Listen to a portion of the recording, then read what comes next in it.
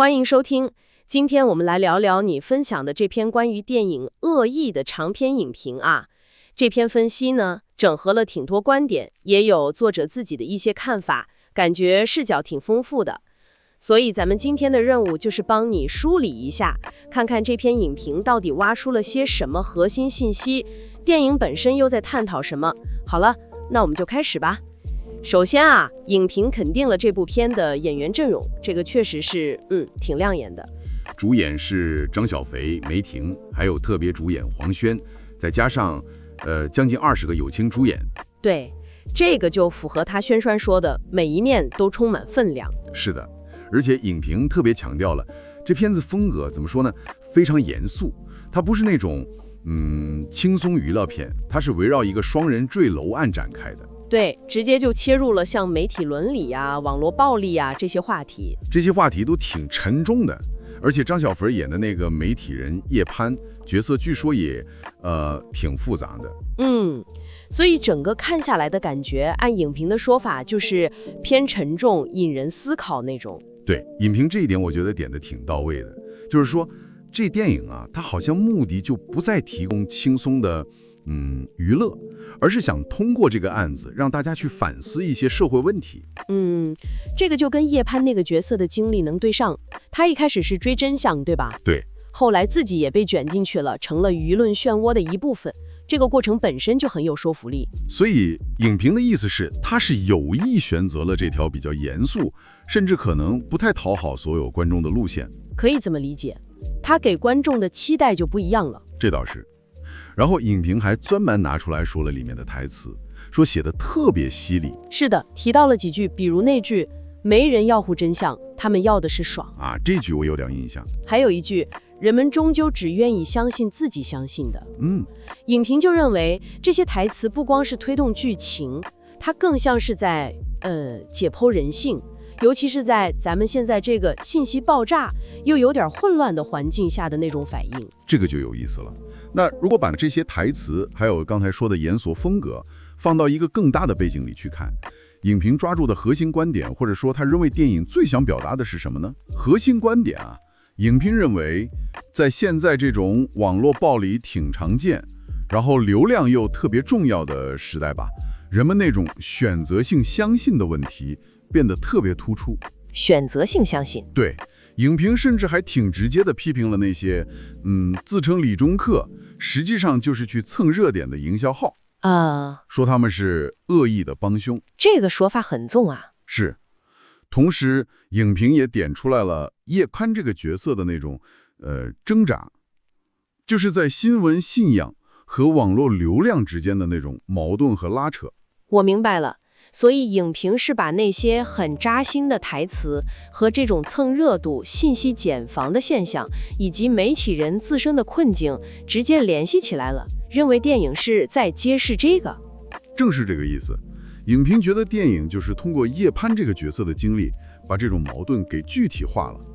然后影评还花了挺多篇幅去谈那个反转对，悬疑片嘛，反转好像是标配。但影评认为啊，这片子的反转重点可能不在于让你觉得哇好厉害猜不到那种纯粹的剧情技巧，它的重点更在于让观众对角色的认识不断的摇摆，不断的被挑战。认知摇摆，比如你对李月、对游戏，甚至对主角叶潘本人的看法，都可能随着剧情推进变来变去。影评用了这么一句话，说他用3次身份反转直面人性。3次身份反转直面人性，那这种反复变化，甚至是推翻之前的认知，影评觉得它带来的主要感受不是惊喜的话，是什么呢？这个就是影评比较独到的一个解读了。他认为啊，这些反转带来的主要不是惊喜，而是一种焦虑感。焦虑感？对，就是那种下一个被贴标签的会是谁的感觉。影评打了一个比方，说像剥洋葱，一层层揭开，让你看到我们为什么那么容易去评判别人，以及一个所谓的热搜是怎么可能瞬间就毁掉一个人的。这个比喻很形象。甚至影评还提出了一个观点，就是人性的那种灰度，就是说每一个人在不知不觉中都可能成为传播恶意或者被恶意利用的工具。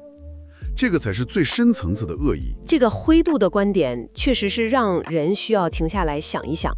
所以真正的恶，按影评的理解，不是来自某个特定的坏人，而是潜藏在这种人人都有可能参与其中的机制里。对，影评大概是这个意思。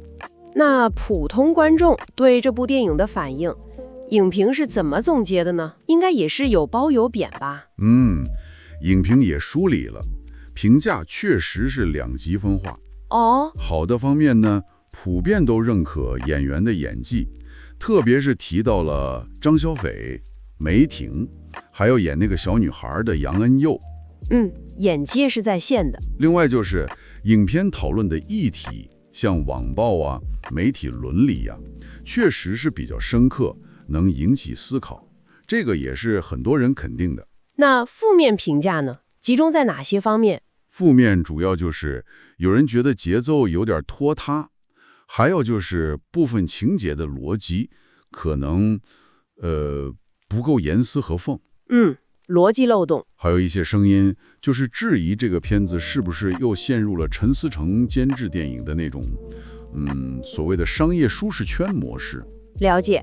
那除了总结观众反馈，影评人自己有没有什么特别强调的，或者说他个人比较看重的点？有的，影评人首先是比较着重地分析了张小斐演的叶潘，他认为这个角色挺重要的一个突破是，他不是那种完美的高大全的英雄记者。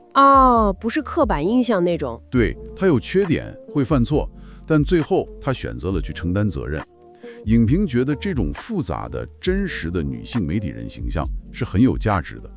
展现了复杂性。其次呢，影评还提了一个观点，就是媒介本身，它既是信息的载体，有时候也可能成为某种意义上的受害者，或者说工具。影片里不是有一些大学讲座啊、网络直播的场景吗？对，影评认为这些场景就强化了媒介是怎么去影响，甚至操控真相传播和大家情绪的。而且影评又再次强调了一遍，就是那些反转设计根本目的不是为了制造那种悬念带来的快感，而是要激发观众对自己处境的一种焦虑和反思。好的，这么听下来，这篇影评对恶意的解读还是相当深入的。那综合来看，它最终想传递给你的核心信息是什么？大概就是恶意是想用一个悬疑片的壳儿，里面装的是对媒介责任、人性伦理这些大问题的严肃探讨。它展现的不是一个非黑即白的世界，而是一个充满灰色地带的现实。在这个流量决定一切、个人信念很容易被舆论带跑偏的时代，好像谁都可能被轻易地贴上一个恶的标签儿。影评也承认片子有不足，比如节奏、逻辑什么的。但是呢，它引发的社会议题讨论，还有演员的表现，让这部电影还是值得一看和思考的。没错。最后呢，影评其实也给我们所有人吧，留下了一个挺值得琢磨的问题，就是当每个人都只愿意相信自己想相信的，都特别热衷于给别人贴标签的时候，我们自己是不是也在不知不觉中成了恶意的同谋呢？这个问题确实有点沉重，也很有现实意义。没错。那你对这部电影或者我们刚才聊的这篇影评有什么想法？有没有哪个片段或者观点让你印象特别深刻？欢迎在下面留言分享你的看法，咱们一起交流交流。也别忘了给我们点个赞，分享一下，再订阅咱们的频道，记得打开旁边的小铃铛，这样就能第一时间收到更多关于影视、动漫和娱乐内容的更新了。